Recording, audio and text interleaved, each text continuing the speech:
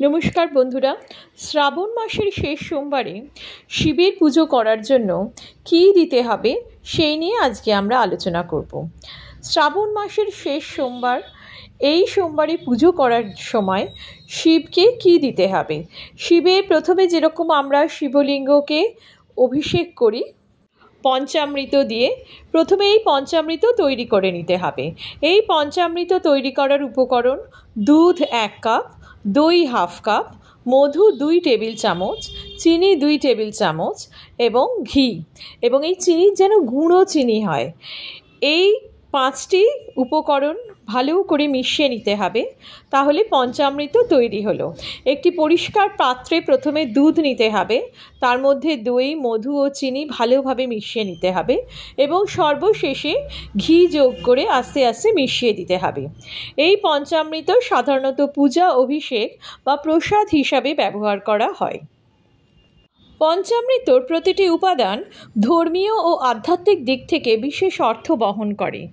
দুধ শুদ্ধতা ও পবিত্রতার প্রতীক, এটি জ্ঞান ও আধ্যাত্মিক আলোর প্রতিফলন। দই সৌভাগ্য ও সমৃদ্ধির প্রতীক, কৃষি ও জীবিকার সাথে সংযোগের প্রতীক হিসেবেও ধরা হয়। মধু মধুরতা, ঐক্য ও ভ্রাতৃত্বের প্রতীক, জীবনে মাধুর্য ও সৌহার্দ্যের প্রার্থনা বোঝায়। চিনি আনন্দ ও সন্তুষ্টির প্রতীক, জীবনকে মধুর ও সুখময় করার আশীর্বাদ প্রকাশ করে।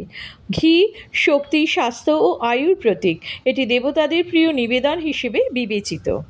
শিব পূজায় পঞ্চামৃত খুবই গুরুত্বপূর্ণ, বিশেষ করে অভিষেকের সময়। শাস্ত্রে বলা আছে, পঞ্চামৃত দিয়ে মহাদেবের শিবলিঙ্গ বা মূর্তিকে স্নান করালে ভক্তের সমস্ত পাপ নাশ হয় এবং জীবনে শান্তি ও সমৃদ্ধি আসে।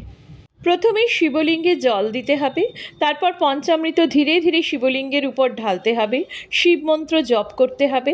পঞ্চামৃতের পরে পুনরায় পরিষ্কার জল দিয়ে শিবলিঙ্গ ধুয়ে দিতে হয়। এরপর চন্দন, ফুল, বেলপাতা দিয়ে পূজা সম্পন্ন করতে হবে।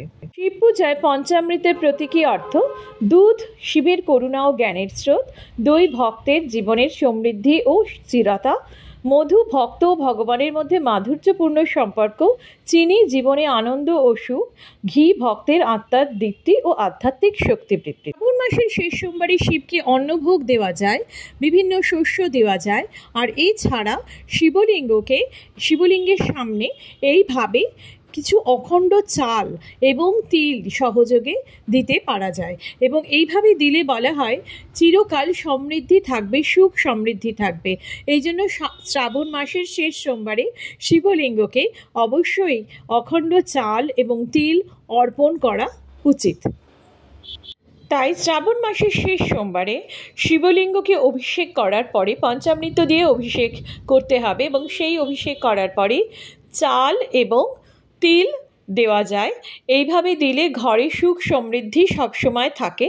আর এর সাথে শিবকে অন্নভোগ দেওয়া যায়, যেটা অন্নভোগ এবং বিভিন্ন প্রকারের শস্য দেওয়া যায়।